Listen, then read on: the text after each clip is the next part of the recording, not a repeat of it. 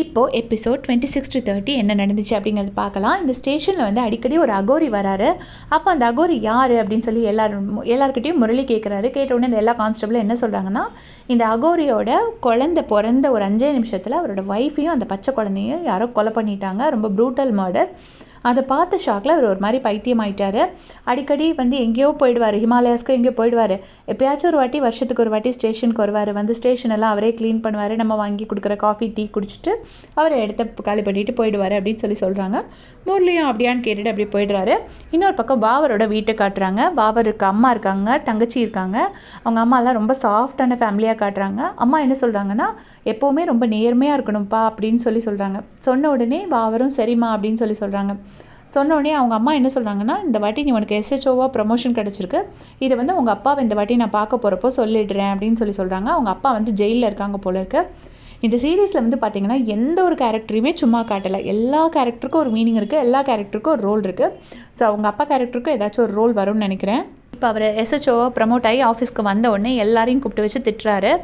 யாரும் டைமுக்கு வரணும், குப்பையாக வைக்கக்கூடாது, அப்படி இப்படி நிறைய ரூல்ஸ் சொல்கிறாரு. சொல்லிவிட்டு ராஜாவும் முரளியும் லேட்டாக வந்ததுக்காக பனிஷ்மெண்ட் கொடுக்குறாரு. அப்போ ராஜா என்னென்னா கொஞ்சம் கூட பயப்படாமல் ரொம்ப தைரியமாக எதிர்த்து பேசுகிறாரு.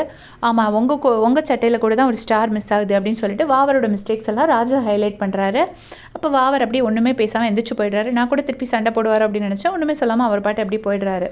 மீன்வேல் என்ன ஆகுதுன்னா, இந்த ஹீரோயின் லலிதாம்பிகா ஷபானாக்கும் முரளிக்கும் ஒரு இது நடந்து முரளி தான் ஷபானாவை காப்பாற்றின அந்த மைம்பாய் அந்த ஃபேஸில் எல்லாம் சொன்னால் முடிச்சுட்டு மைம்பாய் கெட்டப்பில் வந்து காப்பாற்றிருப்பாங்கள்ல, அது யாருன்னு கேட்டுகிட்டே இருப்பாங்கள்ல.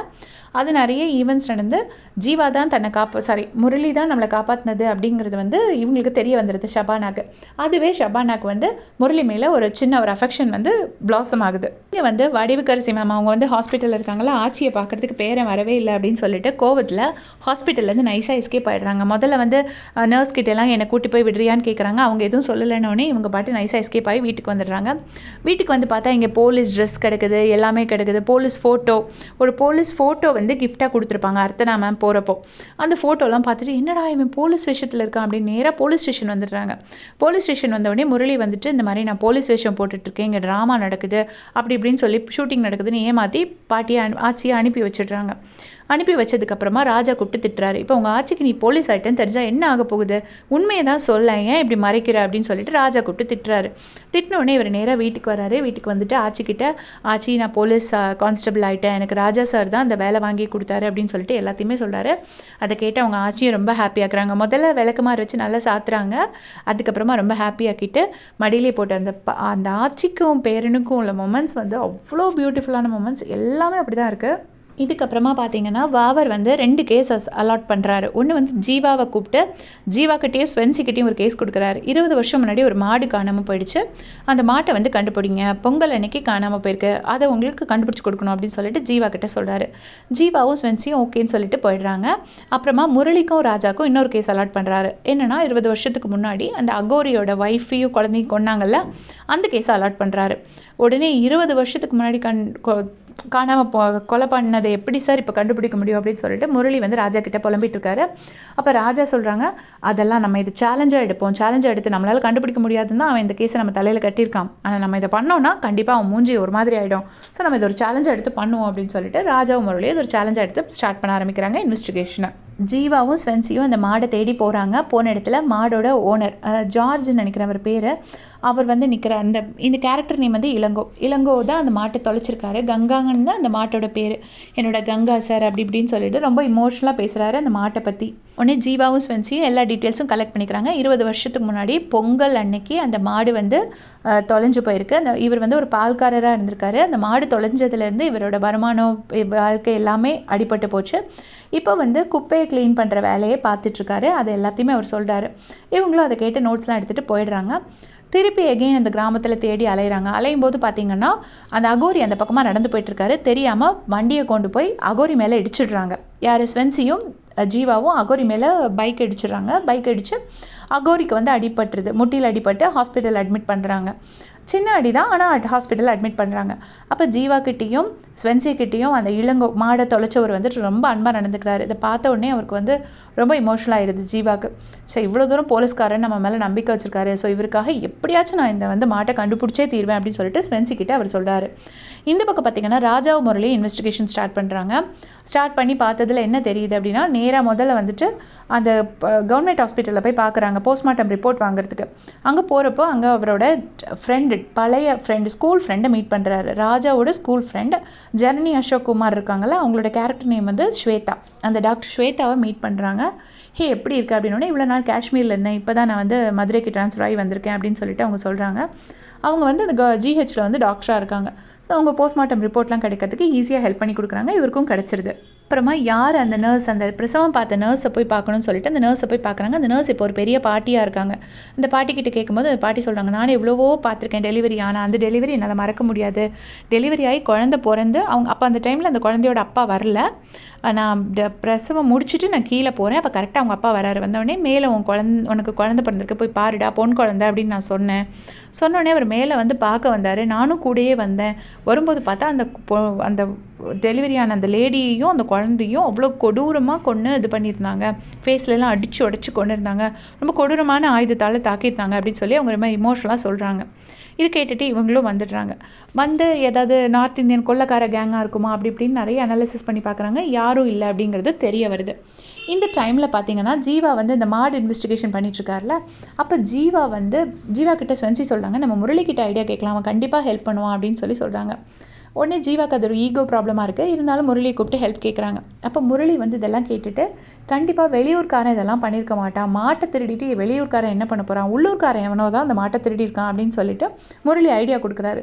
சொன்ன உடனே ஜீவாவும் ஸ்வென்சியும் சொல்கிறாங்க, இல்லை அந்த மாடை தொலைச்சி ஒரு இளங்கோ சொன்னார், ஒரு நார்த் இந்தியன் தான் அந்த அன்னைக்கு வந்து என் பால்கார வண்டியை வந்து தள்ளி விட்டான், அவன் தான் என் மேலே கோவத்தில் என் மாட்டை திருடிட்டு போயிருக்கணும்னு அவர் சொன்னார் அப்படின்னு சொன்னோடனே ஜீவாக்கு ஸ்ட்ரைக் ஆகுது. ஏன்னா இந்த கொலையை பண்ணதும் ஒரு நார்த் இந்தியன் தான். எந்த கொலையை, அந்த ஒரு பொண்ணையும் குழந்தையும் கொலை பண்ணதும் அந்த நார்த் இந்தியன் தான் இவங்க கண்டுபிடிச்சிருக்காங்க. ஏன்னா அது நார்த் இந்தியன்ஸ் யூஸ் பண்ணுற கொடூரமான ஆயுதம், அது வந்து சவுத் இந்தியன்ஸ் யூஸ் பண்ணுறது கிடையாது.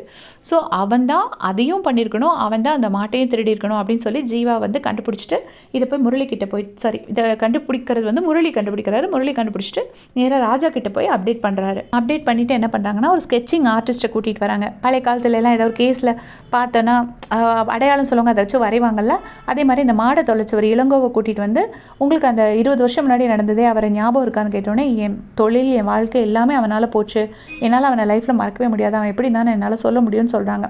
அவன் சொல்ல வரைஞ்சி காட்டுறாங்க. வரைஞ்சி காமிச்சோடனே இவங்களுக்கும் ஒரு பிக்சர் கிடைச்சோடனே சரி இதை வச்சு நம்ம பார்த்துக்கலாம் அப்படின்னு சொல்லிட்டு அவரையும் அனுப்பிச்சி விட்டுறாங்க. இந்த டைமில் பார்த்தீங்கன்னா ராஜாவோட ஒய்ஃபை வந்து ராஜாவோட அப்பா போய் மீட் பண்ணுறாரு, ஆஃபீஸில் போய் மீட் பண்ணுறாரு, அந்த மேட்ரிமோனி ஆஃபீஸில் போயிட்டு, இங்கே பாருமா இன்றைக்கி உங்களுக்கு வெட்டிங் டே, அதுக்கு தான் நான் கிஃப்ட் கொடுக்க வந்தேன். அப்புறம் என்னென்னா இப்படி சண்டை போட்டு இழுத்துட்டே இருக்காதீங்க, ஒன்று வந்து முடிச்சு விடுங்க, இல்லைன்னா திருப்பி ஒன்றா சேர்ந்து வாழ பாருங்கள் அப்படின்னு சொல்கிறாரு. அவரோட இன்டென்ஷன் வந்து சேர்ந்து வாழ வைக்கணும்னு.